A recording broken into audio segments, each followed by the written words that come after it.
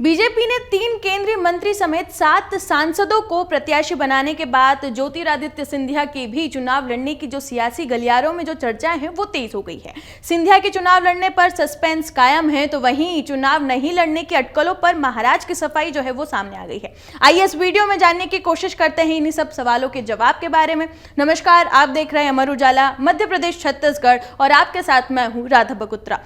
आपको बता दें कि बीजेपी के द्वारा निकली जन आशीर्वाद यात्रा के पोस्टर में 12 नेताओं की तस्वीरें लगी थी। इसमें प्रधानमंत्री नरेंद्र मोदी और राष्ट्रीय अध्यक्ष जेपी नड्डा को छोड़कर बाकी प्रदेश के 10 बड़े नेता थे। इसमें बीजेपी के केंद्रीय मंत्री नरेंद्र सिंह तोमर, प्रहलाद सिंह पटेल, फग्गन सिंह कुलस्ते, बीजेपी के राष्ट्रीय महासचिव कैलाश विजयवर्गीय और मुख्यमंत्री शिवराज सिंह चौहान, गृह मंत्री नरोत्तम मिश्रा को भी टिकट जो है वो बीजेपी ने दे दिया है। अब बाकी 4 बड़े नेता जो हैं वो है केंद्रीय मंत्री ज्योतिरादित्य सिंधिया, वीरेंद्र खटिक, बीजेपी प्रदेश अध्यक्ष और सांसद वीडी शर्मा, राज्यसभा सांसद कविता पाटीदार के नाम को लेकर अटकलें फिलहाल लगाई जा रही है कि आने वाली सूची में इनका नाम हो सकता है। और इन सभी नामों में सबसे ज्यादा चर्चा जो है वो है केंद्रीय मंत्री ज्योतिरादित्य सिंधिया के नाम की। गुरुवार को भोपाल में बीजेपी की कोर ग्रुप की बैठक हुई। इस बैठक के बाद चर्चा चली कि बैठक में ज्योतिरादित्य सिंधिया ने स्वयं चुनाव नहीं लड़ने की बात कही है। हालांकि इसके तुरंत बाद उनके कार्यालय से एक बयान जारी किया जिस पर इस तथ्य को आधारहीन और फर्जी बताया गया। इसके बाद फिर उनके चुनाव लड़ने को लेकर कयास लगाए जाने लगे। पार्टी सूत्र के मुताबिक सिंधिया के विधानसभा चुनाव लड़ने की संभावनाएं बहुत कम है। हालांकि अंतिम निर्णय जो है वो केंद्रीय नेतृत्व को लेने की बात कही जा रही है। अब सवाल ये भी है कि क्या राजघराने के किसी पुरुष ने विधानसभा चुनाव नहीं लड़ा, तो इसका जवाब आपको दे देते हैं। सिंधिया राजघराने का अब तक का इतिहास यह है कि किसी पुरुष ने विधानसभा चुनाव नहीं लड़ा है। ज्योतिरादित्य सिंधिया के पिता माधवराव सिंधिया ने भी विधानसभा चुनाव नहीं लड़ा था। सिंधिया राजघराने के ज्योतिरादित्य सिंधिया की बुआ यानी कि यशोधरा राजे सिंधिया मध्य प्रदेश और वसुंधरा राजे सिंधिया राजस्थान से विधानसभा चुनाव लड़ती आई हैं। ऐसे में सियासी जानकारों का कहना है कि केंद्रीय नेतृत्व के दबाव में ही वो चुनाव लड़ने के लिए राजी हो सकते हैं।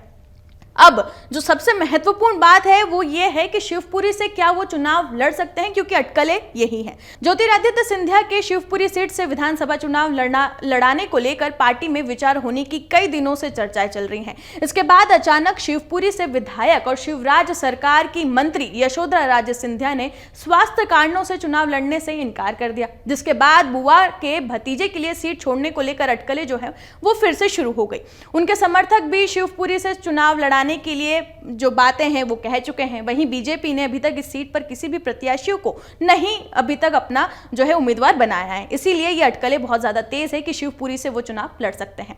अभी आपको ये भी बता दें कि समर्थक जो हैं यानी कि सिंधिया समर्थक जो हैं वो चाहते हैं कि सिंधिया विधानसभा चुनाव जो है वो लड़े।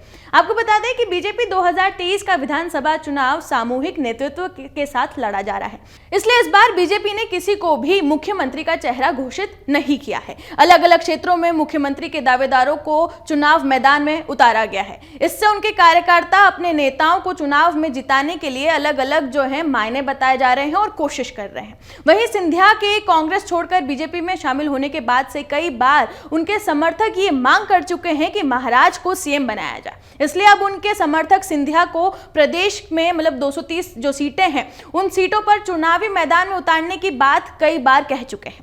अगर बात करें 136 प्रत्याशियों के ऐलान के बारे में, तो फिलहाल मध्य प्रदेश में 230 सीटों पर बीजेपी ने अपने 136 प्रत्याशियों के नामों की घोषणा जो है वो कर दी है। बीजेपी ने अब तक 67 विधायकों और हारी हुई सीटों पर अपने प्रत्याशियों का ऐलान कर दिया है। अभी बीजेपी ने शिवपुरी सीट पर किसी भी प्रत्याशी को या फिर किसी भी उम्मीदवार को मैदान में नहीं उतारा है। वहीं 8 मंत्रियों की टिकट को भी बीजेपी ने रोक दिया है। बीजेपी की केंद्रीय चुनाव समिति की बैठक 15 अक्टूबर को दिल्ली में होनी है, जिसके बाद जो बाकी की प्रत्याशी हैं उनकी सूची आ सकती है। अब सिंधिया चुनाव लड़ते हैं या नहीं ये तो बीजेपी के आने वाली सूची पे ही पता चलेगा, लेकिन इस विधानसभा चुनाव में बीजेपी अपनी रणनीति से किस तरह से वोटर को हासिल करने में कामयाब हो पाती है ये तो आने वाला वक्त ही बताएगा। इस तरह की तमाम जानकारी के लिए आप बने रहे हमारे चैनल के साथ। अमर उजाला अब आपके टीवी पर भी। अपने स्मार्ट टीवी पर YouTube पर सर्च करें अमर उजाला, चैनल सब्सक्राइब करें और देखें ताजा खबरें, वो भी HD क्वालिटी में। और हाँ, बेल आइकन दबाना ना भूलें ताकि हर खबर हो आपके घर। अमर उजाला, निष्पक्ष, निर्भीक, निरंतर।